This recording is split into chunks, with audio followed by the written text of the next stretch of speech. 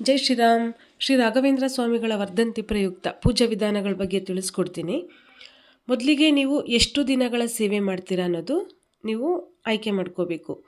ರಾಯರಿಗೆ ಒಟ್ಟು ಮಠಗಳಲ್ಲಿ ಸಪ್ತಾಹ ದಿನಗಳ ಸೇವೆ ಮಾಡ್ತಾರೆ. ನೀವು 7 ದಿನಗಳಾದರೆ 7 ದಿನಗಳು ಮಾಡ್ಬೋದು. ನಮಗೆ ಪಟ್ಟಾಭಿಷೇಕ ದಿನದ್ದು ಮತ್ತು ವರ್ಧಂತಿ ಪ್ರಯುಕ್ತ 2 ದಿನ ಮಾಡ್ತೀನಿ ಅಂದರೆ ಮಾಡ್ಬೋದು. ವರ್ಧಂತಿಗೆ ಸೇರಿ 3 ದಿನದ್ದು ಸೇರಿ ಮಾಡ್ಬೋದು. ನಿಮ್ಮ ಅನುಕೂಲ ಹೇಗಿರುತ್ತೆ ಹಾಗೆ.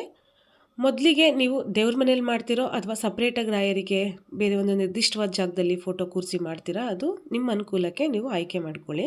ಮೊದಲಿಗೆ ನೀವು ದೇವ್ರ ಮನೆಯೆಲ್ಲ ಸ್ವಚ್ಛ ಮಾಡಿಕೊಂಡು ಕುಲದೇವರಿಗೆ ಮತ್ತು ಗಣೇಶನಿಗೆ ಪೂಜೆ ಸಲ್ಲಿಸಾದ್ಮೇಲೆ ರಾಯರಿಗೆ ಯಾವ ಜಾಗದಲ್ಲಿ ಸೇವೆ ಸಲ್ಲಿಸಬೇಕು ಅಂತ ಇದ್ದೀರಾ ಆ ಜಾಗನ ಶುದ್ಧ ಮಾಡಿಕೊಂಡು ಒಂದು ಮಣೆ ಇಟ್ಟು ಮಣೆ ಮೇಲೆ ಫೋಟೋ ಇಡಿ.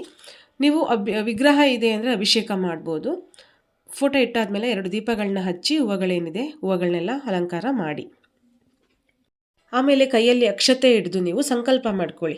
ಶ್ರೀ ರಾಘವೇಂದ್ರ ಸ್ವಾಮಿ ವರ್ಧಂತಿ ಉತ್ಸವ ನಿಮಿತ್ಯಂ ಶ್ರೀ ಸೀತಾಪತಿ ಮೂಲರಾಮಚಂದ್ರದೇವ ಪ್ರೇರಣೀಯ ಶ್ರೀ ರಾಘವೇಂದ್ರ ಸ್ವಾಮಿ ಪ್ರಸಾದ ಸಿದ್ಧಿರ್ಥಂ ಯಥಾಶಕ್ತಿ ಯಥಾಜ್ಞಾನೇನ ಷೋಡಶೋಪಚಾರ ಪೂಜಂ ಕರಿಷ್ಯೆ ಅಂತ ಹೇಳಿ ಅಕ್ಷತೆ ತೊಳೆದು ತಟ್ಟೆಲ್ ಬಿಡಿ. ಆಮೇಲೆ ಕೈ ಮುಗ್ದು ನೀವು ಗಣೇಶನಿಗೆ ಕೈ ಮುಗ್ದು ಬೇಡ್ಕೊಳ್ಳಿ.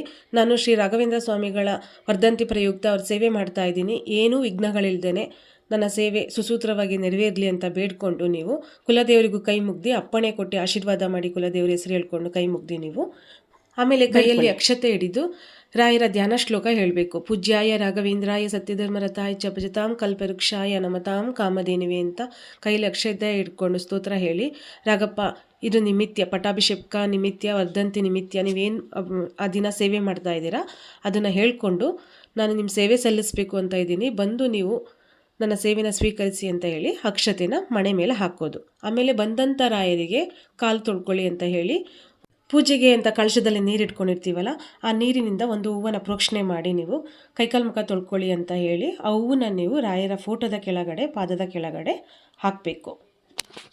ಆಮೇಲೆ ಕುಡಿಯಲಿಕ್ಕೆ ನೀರು ಅಂತ ಹೇಳಿ ತುಳಸಿಯಿಂದ ನೀರನ್ನು ಪ್ರೋಕ್ಷಣೆ ಮಾಡಿ.